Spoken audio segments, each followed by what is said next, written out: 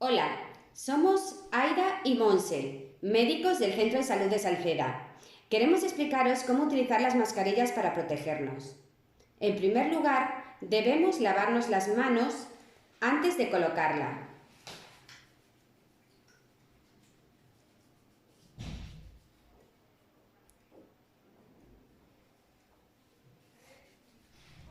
Una vez lavadas las manos, nos colocamos la mascarilla cubriendo correctamente la nariz y boca. Ajustaremos bien la mascarilla en la nariz y en la parte trasera con las cintas.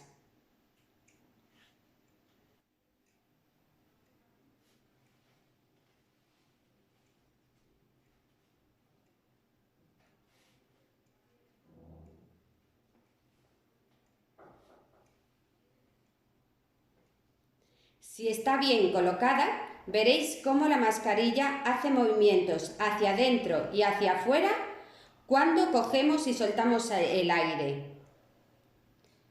Mientras la llevamos puesta, no debemos tocar nuestra mascarilla y nunca debemos tocar la parte de dentro.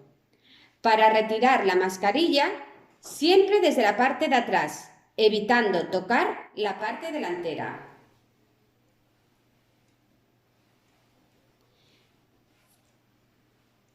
Si la mascarilla fuese de cintas, para el ajustado sería exactamente lo mismo, ajustando la nariz, cubriendo nariz y boca.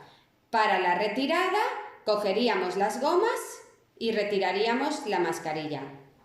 Finalmente, después de retirar la mascarilla, lavarnos las manos.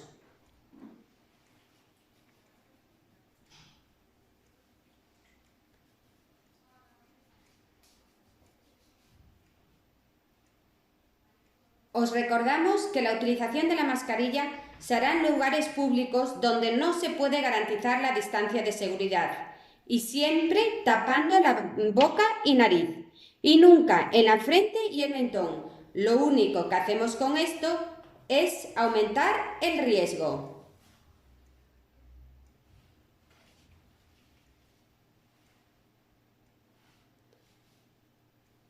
Gracias y un saludo.